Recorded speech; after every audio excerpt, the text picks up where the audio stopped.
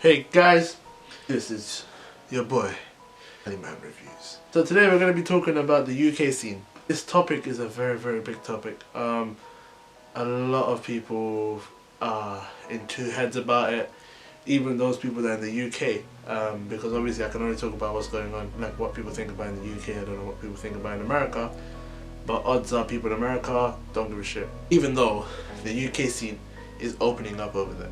So today we're going to discuss the things that the UK is doing differently towards America, things that America is doing that the UK should do.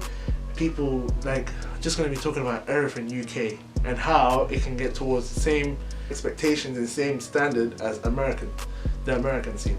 So yeah, the first question: the UK scene ever be as big as the American scene? Now, firstly, America, it's massive.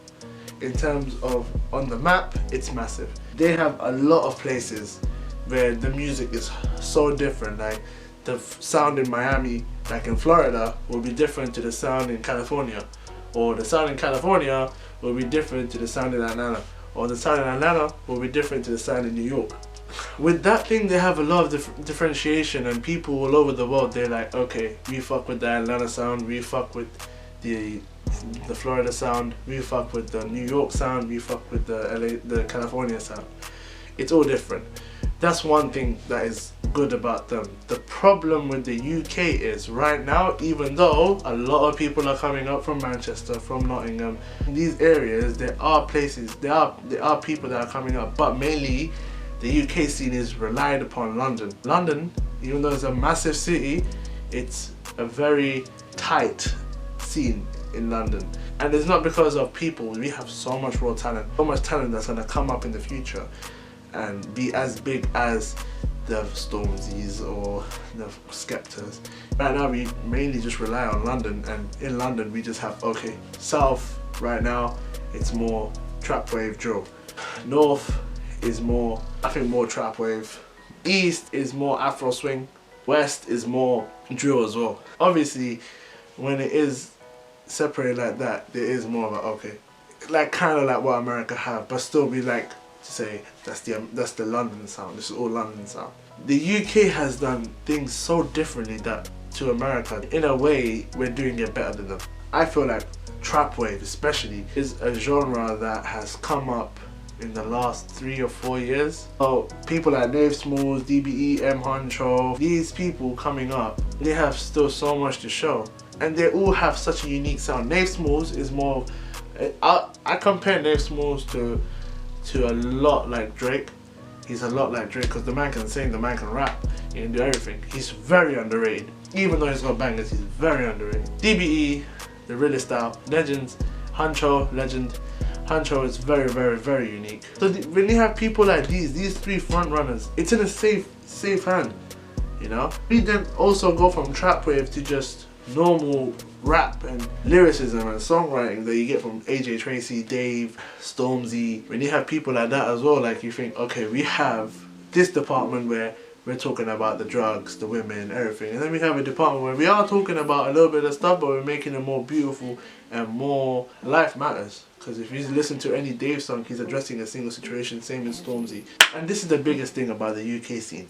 I feel like the UK scene's drill sound is so much more recognizable, more fresh, and just better than the US. I mean, US had legends in the Chicago drill scene, but the thing is that in the UK there's more people that relate to it than in America. I feel like in London, especially because of how the culture is here, it's a good thing. I mean, it's fresh, it's good, it's new. And the last but not least, production, so key. I feel like the US is a lot of recycled production, but I feel like the flow and everything, the rhythm is the same. You can tell sometimes when the song is the same. I mean, I'm not gonna lie, in America you have people like Takey, fucking Metro Boomin. When these people produce, it's a unique beat, but then some of them are just, you've heard it before. With the UK, J5, Steel Bangles, M1 on the beat, yeah.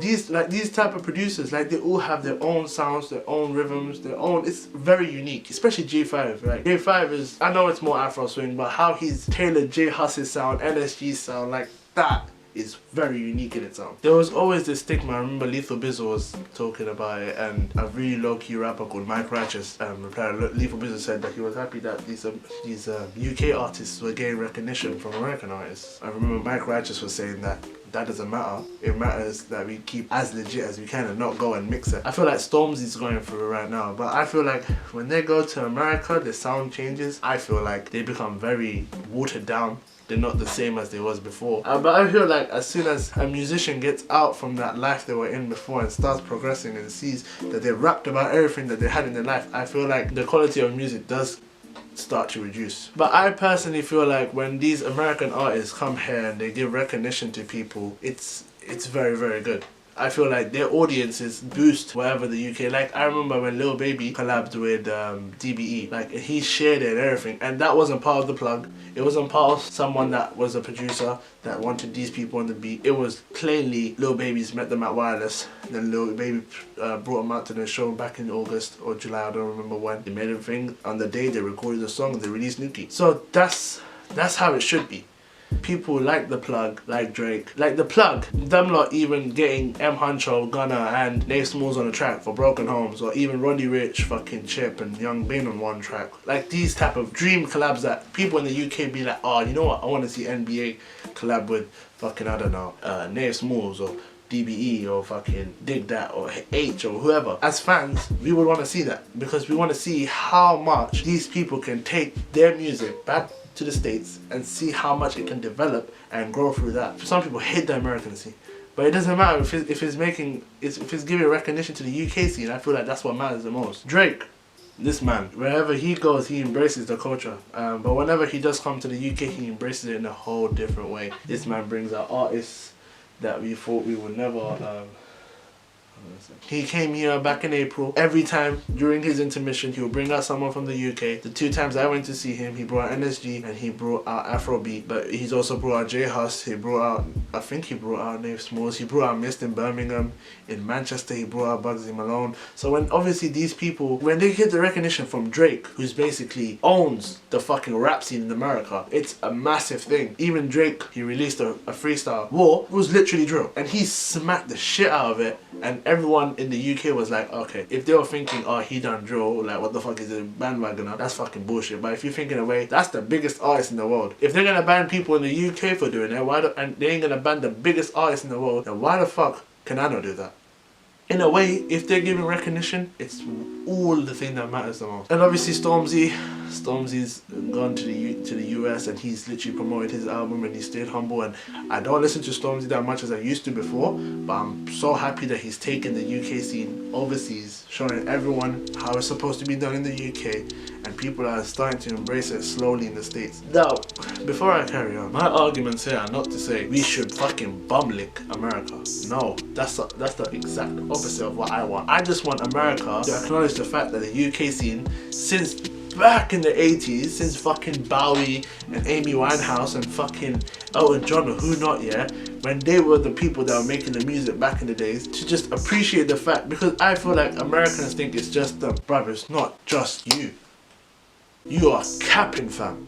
If you really think the UK scene is nothing, because the R&B scene is we own that shit. Scotland is part of the UK, but I don't know what the fuck they're doing. Lewis Capaldi right now is on fucking top. Georgia Smith, fucking amazing. LMI, fucking, she's smacking it out in the US, and she's signed to fucking DJ Drama or Mustard. Ed Sheeran, who the fuck comes to Ed Sheeran when it comes to pop songs? No one. No one. So we have talent.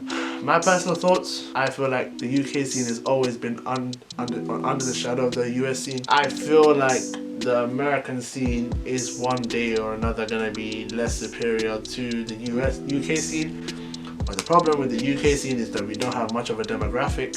Even though recently we've had a lot of people coming up from up north, Banco's coming up, H, Bugsy Malone, Tunde, people from Nottingham, Young T and Bugsy. We got people coming from everywhere. I feel like it's an exciting time to be a fan of the UK scene, and I feel like we should just embrace it and be proud of all the music we're getting and just be grateful. So yeah, that's the video. Thank you guys so much for watching. Please like, subscribe and share, and there should be another video coming your way soon.